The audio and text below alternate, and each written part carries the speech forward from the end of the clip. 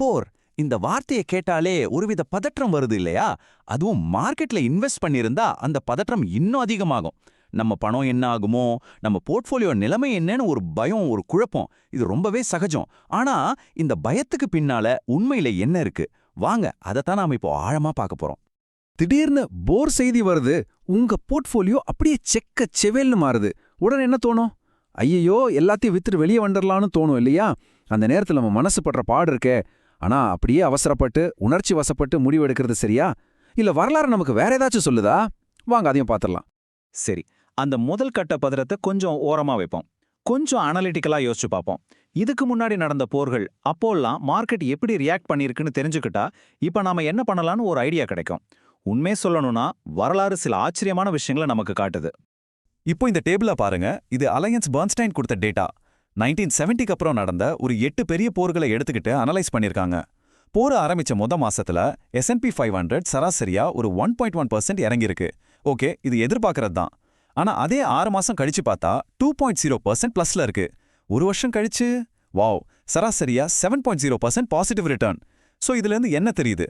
ஆரம்பத்துல ஒரு அதிர்ச்சி இருந்தாலும் மார்க்கெட்ஸ் அதுல இருந்து மீண்டு வர்றதுக்கு நல்ல சான்ஸ் இருக்குங்கிறதான். +7%. இந்த நம்பரை நல்லா மனசுல வச்சுக்கோங்க. இதுதான் இங்க முக்கியமான விஷயம். ஆமா, ஷார்ட் டேர்ம்ல அடி வாங்கும், ஆனா லாங் டேர்ம்ல பார்த்தா மார்க்கெட் மீண்டு வந்து நல்ல ரிட்டர்ன்ஸையும் கொடுத்துருக்கு. சோ பயத்துல விக்கிறது ஒரு நல்ல ஐடியாவா இருக்காதுங்கிறதுக்கு இது ஒரு பெரிய க்ளூ. இதத்தான் ANZ சீஃப் இன்வெஸ்ட்மெண்ட் ஆஃபீஸ் ரொம்ப அழகா சொல்றாங்க.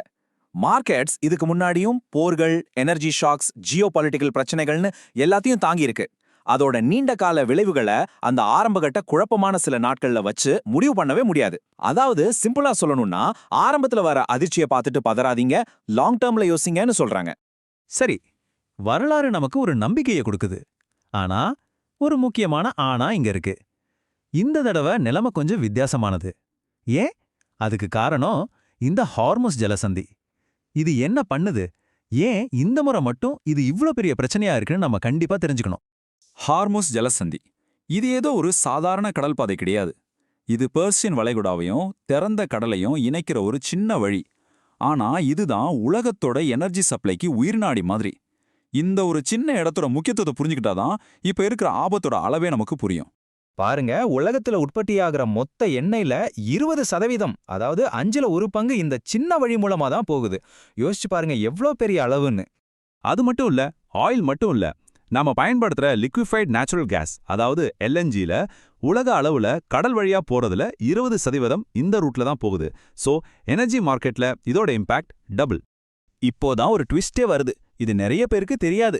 உரத்துக்கு ரொம்ப முக்கியமான ஒரு மூலப்பொருளான யூரியா, அதுல உலக ஏற்றுமதியில 50%, அதாவது பாதிக்கு பாதி இந்த வழி மூலமா தான் போகுது. அப்போ என்னாகும்? விவசாயம் பாதிக்கப்படும், உணவுப் பொருட்களோட விலை ஏறும். பாத்தீங்களா எங்க ஆரம்பிச்ச பிரச்சனை எங்க வந்து நிக்குதுன்னு? இப்ப புரியுதா இந்த தடவை ஏன் நிலைமை கொஞ்சம் சீரியஸ்னு?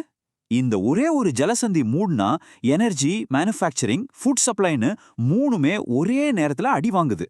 இது ஒரு மல்டி ப்ராங்ட் அட்டாக் மாதிரி. அதனாலதான் இது மத்த போர்களை விட வித்தியாசமா பார்க்கப்படுது. சரி, இந்த பிரச்சனை பெட்ரோல் பங்குல நிக்கிறதோட முடிஞ்சு போறதில்ல. இதோட பாதிப்பு ஒரு சங்கிலி தொடர் வினை மாதிரி, சம்பந்தமே இல்லாத மாதிரி தெரியற மத்த இண்டஸ்ட்ரீஸையும் எப்படி தாக்குதுன்னு இப்ப பாப்போம். உதாரணத்துக்கு சிப் தயாரிப்பாளர்களை எடுத்துக்கோங்க. அவங்களுக்கும் இந்த போருக்கும் என்ன சம்பந்தம்னு நீங்க நினைக்கலாம். ஆனா இருக்கு. LNG பிளான்ட்ஸை மூடுனா ஹீலியம் கேஸுக்கு தட்டுப்பாடு வரும்.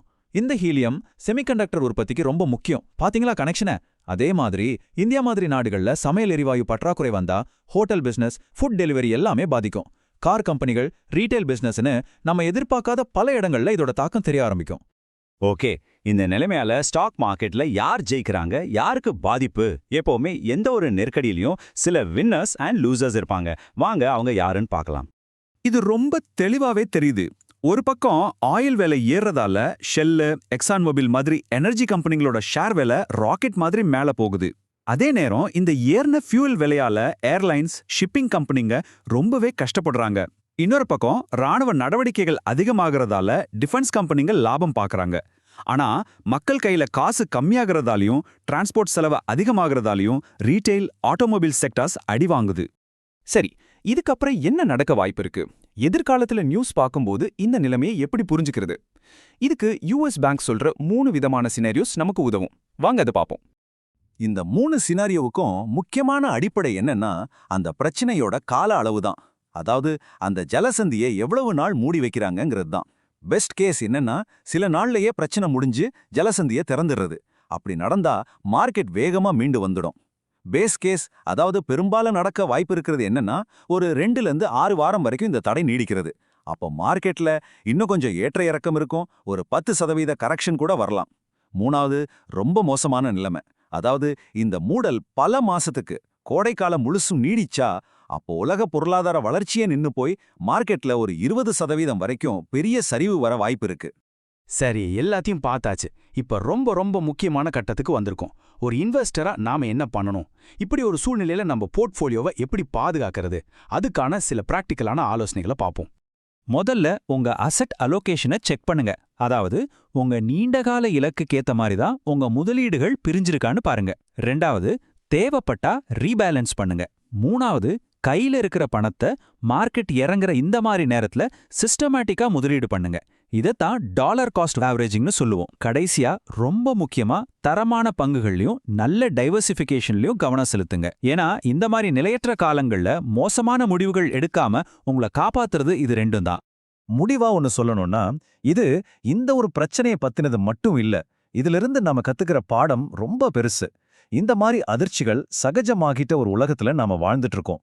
சோ ஒவ்வொரு நியூஸ்க்கும் ரியாக்ட் பண்றதை விட எந்த அதிர்ச்சியும் தாங்குற மாதிரி நம்ம போர்ட்ஃபோலியோவை தயார் பண்றது தான் புத்திசாலித்தனம். அதனால நீங்களே இந்த கேள்வியை கேட்டுக்கோங்க. உங்க போர்ட்ஃபோலியோ இந்த மாதிரி அதிர்ச்சிகளை தாங்கிறதுக்காக உருவாக்கப்பட்டதா இல்ல எதிர்வினையாற்றுவதற்காக உருவாக்கப்பட்டதா?